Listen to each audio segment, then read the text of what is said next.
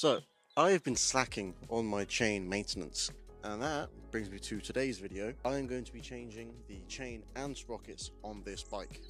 This is also what I look like, for those of you wondering. So, the first things first is I need to figure out how to get this off so I can get to the small sprocket.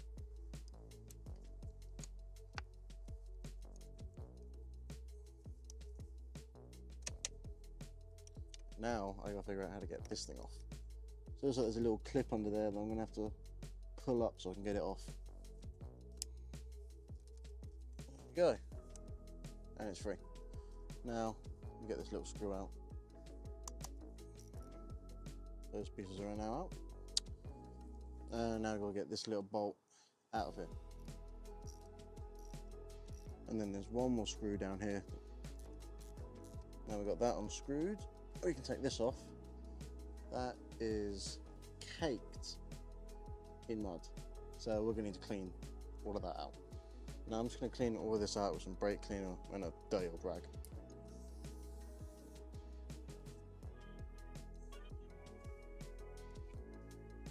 Now this stuff is really in here, so I'm going to go at it with an old toothbrush.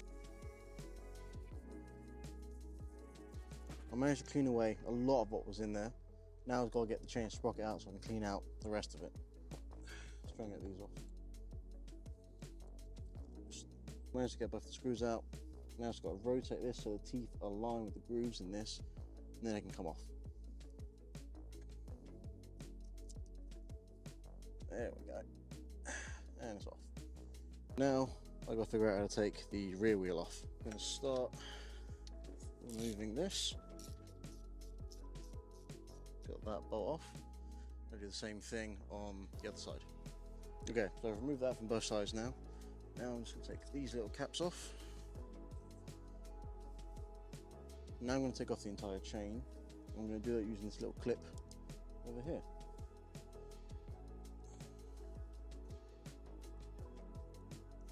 There we go. Got it.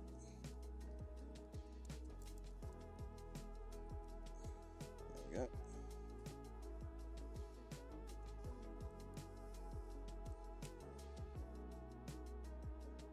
That one. There we go. And it's off. Now, just feed this out. That was the chain off. Now, to get the rear wheel off, use this ratchet on this side and this one to hold the bolt on the other end.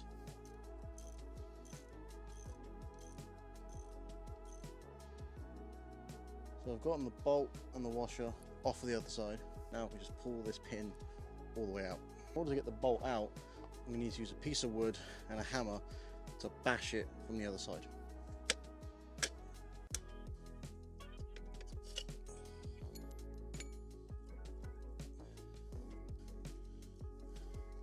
So, tire is out. You literally can't make this stuff up. So it's literally started just raining while I was doing it. So I've had to put the wheel back on to bring it back inside. Now I'm going to take the wheel off again. Okay. Now let's get the rear sprocket off. I'm going to break these up with a bit of WD-40. So I've gotten all the bolts off now, and trust me, that was a pain. Now taking the bolts off, we can take the sprocket off. I'm going to clean up this midsection and get rid of all the dirt that's on it. Now I'm going to hit it up with some brake cleaner and just get to scrubbing.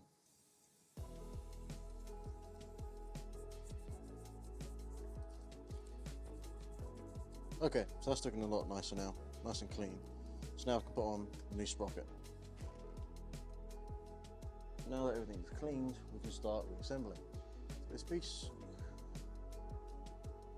let's put it in, put it in there, flip that over, this piece, put it in front here, then start putting in the bolts.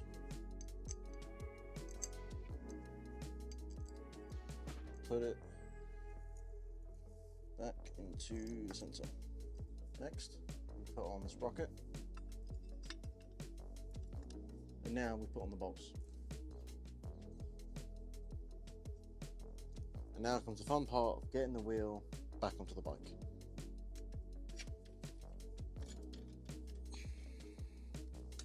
The wheel is finally on. I'm not even going to tell you how long that took me to get on there. Now I'm going to take out the small sprocket. Slides right out like that. Now we can put on the new sprocket.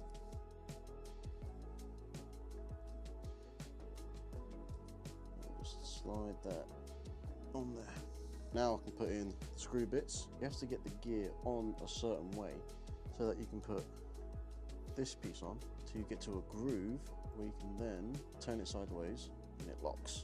That way you can screw the wheel in and it won't come out again. That took me a minute to figure out. Now I can finally put the screws in.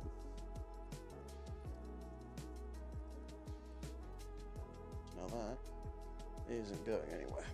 So we got the new sprockets put on the bike. Next thing to do is put on the new chain. Now these chains come covered in grease from the factory just to help prevent rust during shipping. So we're going to need to wipe all of that off. As you can see, these are just covered in grease all the way through it. So we need to wipe that all off. Now that we've degreased the chain, we can now start running it through the bike. Get this. Now we get it on the small one. Start putting this through. Now that we've got the new chain on, fed through all the sprockets, we're now going to put on the new master link pin. So to do that, we're going to feed this piece through the back. There you go, through there. Then put on the cap, and then the fastening pin.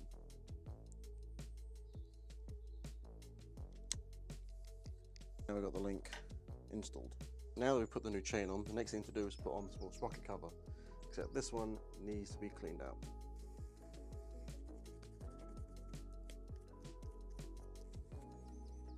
Now we can put it back on the bike. We can now put this connecting piece back on.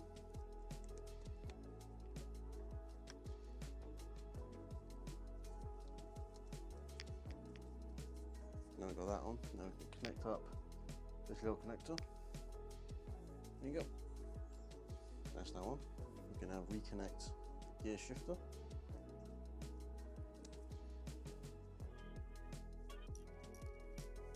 Now we've got the chain, the sprockets, and all the pieces put back on. The last thing we need to do now is to tension the chain. So we're going to put these back on the ends to grab the bolts, start applying tension on both sides. These are just the end plates for the bolts to grab onto. There's one on each side. Next, start threading the bolts.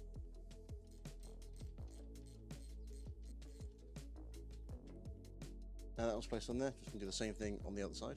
So now I've got the bolts pretty far down there. I'm just going to start tightening on both sides to start pulling the wheel back to create tension and get rid of the slack on the chain. You can see the chain starting to tighten up, straighten. So now they've got the bolts tightened onto the sides, I'm now going to use these little markings, if you can kind of see that on there, to measure that I've got an equal amount of tension on either side of the swing arm. So now I need to adjust the amount of chain slack that this bike has. Now the best place to look for that will be in your owner's manual, or you can just Google it. Now for this bike, it needs to be between 20 and 30 millimeters. So using a ruler that I've placed below the swing arm, I'm now going to measure the amount of slack between the lowest and highest point of the chain. So the way that we do that is by pushing down, measuring it at its lowest point, which is about 75 millimeters, and then we lift it up to its highest point, which is about 2.5 millimeters, and then we minus those two numbers to figure out how much slack we have. So with that, I'm currently sitting at about 50 millimeters of slack. So I need to tighten it to make that smaller. So tightened it again, so let's have a look. Low point, about 60 millimeters. High point, it's about 30 millimeters. So 60 minus 30 is 30 millimeters, so that's now within spec. So now the chain is within spec, I'm going to loosen it a little bit, because when you tighten the rear axle bolt, it's going to stiffen up a little bit more. So I'm just going to give myself a little extra slack so that it still stays within the amount that I need. So I'm just going to give it half turn on both sides. So now I've adjusted it to give myself a little bit of extra slack. So now we're sitting at 35 millimeters and about 3 millimeters. So about 35 millimeters, so about 5 millimeters out of spec that we want.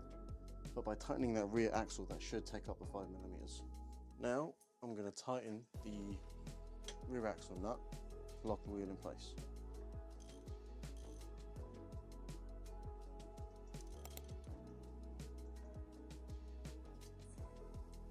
So we're going to check the slack again. We're at about 60 millimeters and we're at about 30 millimeters. That's now within the right amount of slack. So the new chain is now on the bike and it is finally finished. So I am finally done. This has taken way longer than I thought it was going to take. I thought it would be done in a couple hours. This has taken me 3 days to get done. I mean, the main problem was just getting the rear wheel back on with the disc brakes on there. I guess the only thing left to do now is go for a ride.